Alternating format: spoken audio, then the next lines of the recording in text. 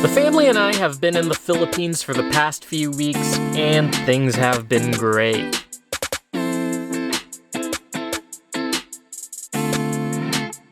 We've been in the city of Iloilo, where my family is from. I wanted this visit to offer us a taste of regular life in the Philippines, not just the tourist experiences, but things like trips to the dentist, getting our food from the market, and just being out in nature. But of course, if I come all this way, I'll want to see some of the stuff that excites visitors too, just spread out over more time. So far, we've been spending our time in Iloilo. This is my family's hometown and my usual go-to spot in the Philippines. But here's the thing, there is so much more to the Philippines. There are different regions, different islands, all with their unique flavors. And despite the fact that I've been here maybe a dozen times or more, there are still plenty of spots I have never seen. I often see travelers who don't have quite as personal of a tie to the Philippines visit and rave about all its natural wonders, and I think, why am I not more familiar with some of these sites? I'm not going to change that all in one visit, but I can get started. Hopefully in the future visits we can add on a new part of the country every time we go. This time, we're starting with the island famous for chocolate hills, bug-eyed primates, and robust ecotourism. Welcome to Bohol. So we got the Bohol yesterday, but it was completely rainy for most of the day, but that was okay because I pretty much spent the whole rest of the day napping, and I kind of think I needed that. So from like 3 p.m. onward was sleep, which felt really good. In other words, that makes today feel a lot more like day one in Bohol. We're gonna take a shuttle on to Alona Beach, which is really close to where we're staying, and it's one of Bohol's more popular beaches. It's looked really gorgeous in photographs and everything I've seen. And I've seen pictures of some of the things that live right in that water. It's a popular diving spot, so it's gotta be good. The flip side, though, is that I've also heard it gets really crowded, so we're gonna see about that as well.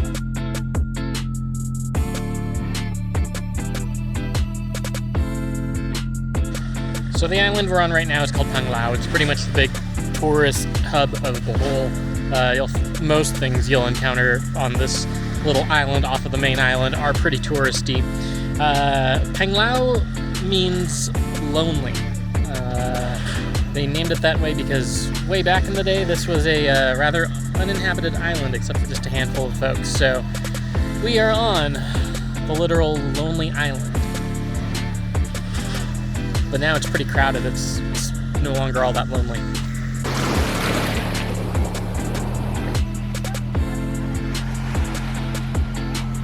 Alona Beach is really close to where we're staying, and it's one of Bohol's more popular beaches. 2 clues about the biodiversity in this water. Number 1, if you look at where I'm walking and look right below my feet, check out all those shells, coral pieces that have been washed up. Your second sign are all these boats behind me.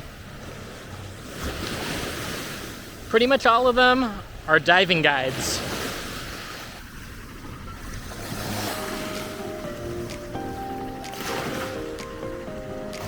And you know, all that stuff, you get just past it, and I'm now walking in the water, and the sand here is so smooth. Like, I've walked on a lot of sand and water and stuff, but this is like massaging my feet as I go. And the water is a perfect temperature. It's a really warm day, the sun's fully out, so being in this water feels extra nice. One of the must-dos in Bohol is taking a tour into the countryside. There are so many different things worth seeing all over the island, and the inner parts are just as interesting as they are on the coast. So here's the Bilar man-made forest. These are a bunch of mahogany trees that were planted here by the people of Lubbock.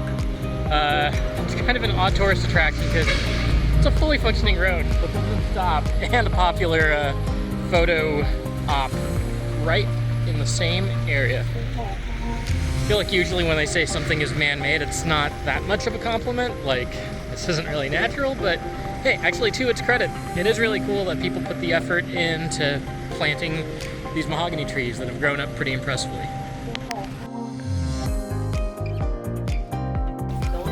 Alright, so we're headed into the Tarsier Conservation Area. Been really excited to take Reese here because, I mean, what 3-year-old doesn't love animals? And these are some pretty interesting ones.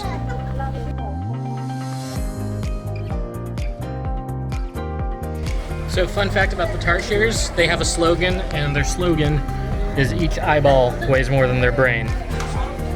What words do you live by?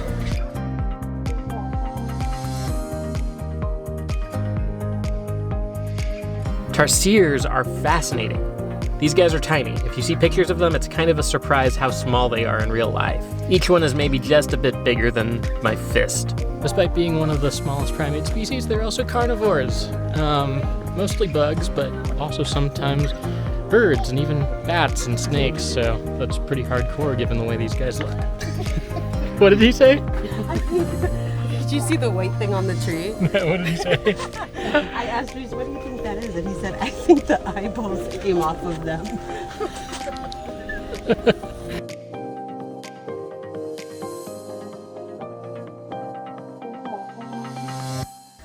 You got one asleep behind me. Might be a bit hard to see.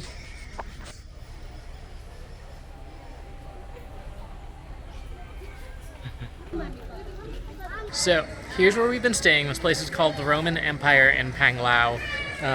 So we've got things like this ancient European map in the lobby. You head right outside our room, past our cribs, of course, and you can hop right into the pool. The quickest way for me to get to the on-site restaurant is technically to swim there. Okay, so one of my favorite things about the place we're staying is, you know what? Let me just show you. Here's my phone. Here we go. Get to take a nice little stroll here through the pool.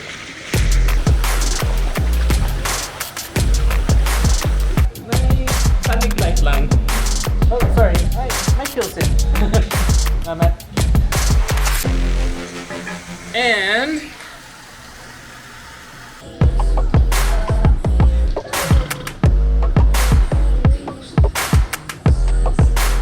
so one of the things that made this whole trip doable in the first place is we have a little more help than we usually get at home. Actually, a lot more help. Because here we were able to hire 3 nannies to help out with the kids. And so these are people who've worked with my family here before, who are known and trusted. And so they stayed with us in Iloilo and helped take care of the kids, and we brought them over to Bohol. But it's allowed Deanna and I to go on more adult excursions sometimes, or to just, you know, take longer breaks from the kids, because after a full year of 3 of them, we could go for that. This is one of the Philippines' natural wonders. These are the chocolate hills of Bohol, and this is how we decided to explore them.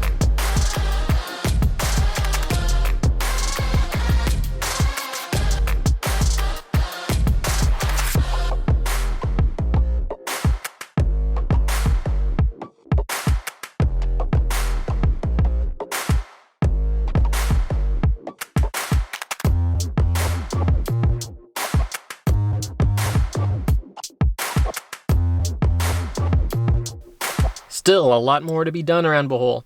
So there are pros and cons to Bohol's ecotourism infrastructure, and a con is this. It's a place that's a lot harder to freely explore. If you're gonna book a driver or a ride, most likely you'll be booking them as part of a tour package with designated places already chosen to go. Now, one of the reasons why this is disappointing to me is I love to simply look at maps, skim them, guess what might be a fun place to see, and show up. This method worked really well with Mount Napulac in Iloilo, but I found it was a little tougher to do here. It looked like most of the caves I found on Google Maps would have been accessible to visitors for a small fee, but figuring out how to get to them and how to hire someone to get me there was a bit of a challenge. Instead, we decided to see one of the more popular caves, Hinagdanan. This would not be a regret.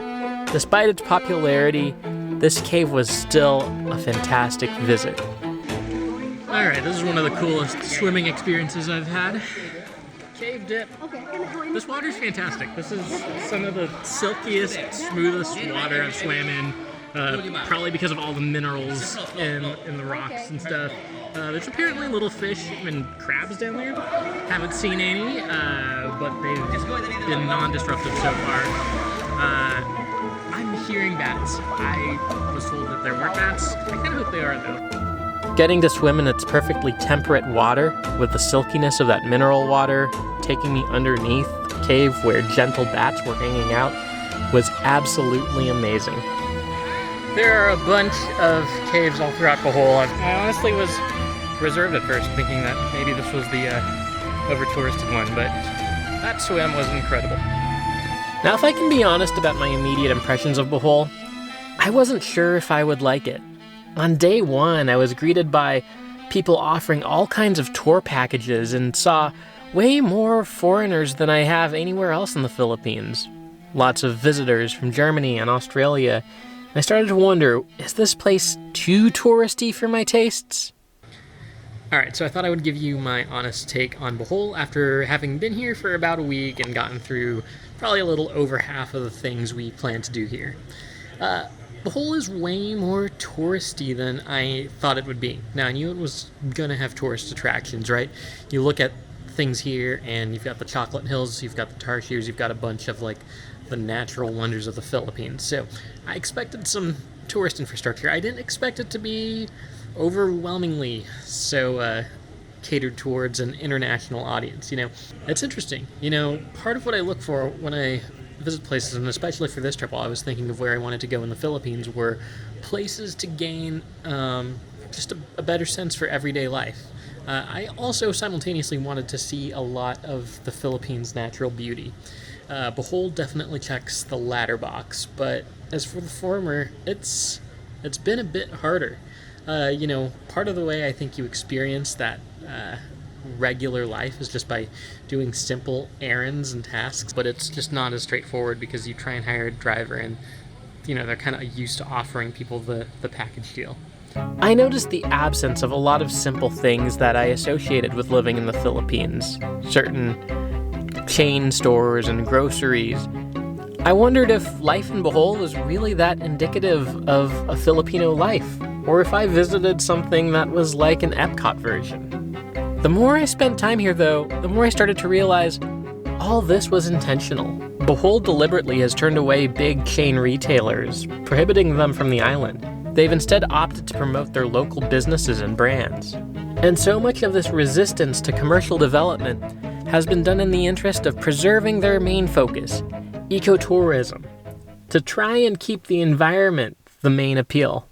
We're in the vicinity of some of the most impressive reefs in the world. For today we're going island hopping, which, if you've been to the Philippines, island hopping is like a term that just generally describes an adventure unfolding over a series of islands, some of them really, really small. And we're also going to spend some time snorkeling and seeing what's living in these waters.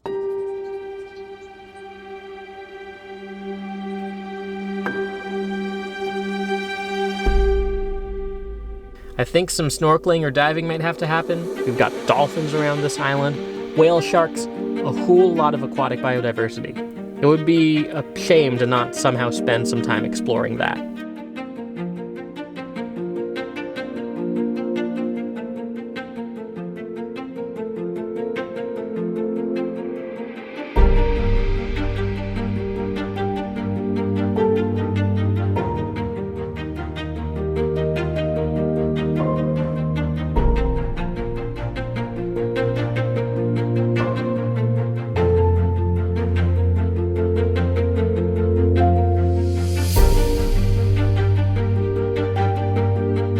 One of the things I love about the Philippines is that the pace of time is just really nice and slow. There's not a sense of hurry around here. Island time is it. I've gotten to spend a lot more time playing with the kids, napping, reading, or just hanging out. It's exactly what I've wanted and needed lately. I know there's always a gap between the intention and how things look on paper and how they're actually executed, but I can at least appreciate that Bohol has put forth this effort. And if I pay attention to the ecotourism, it's absolutely worth it.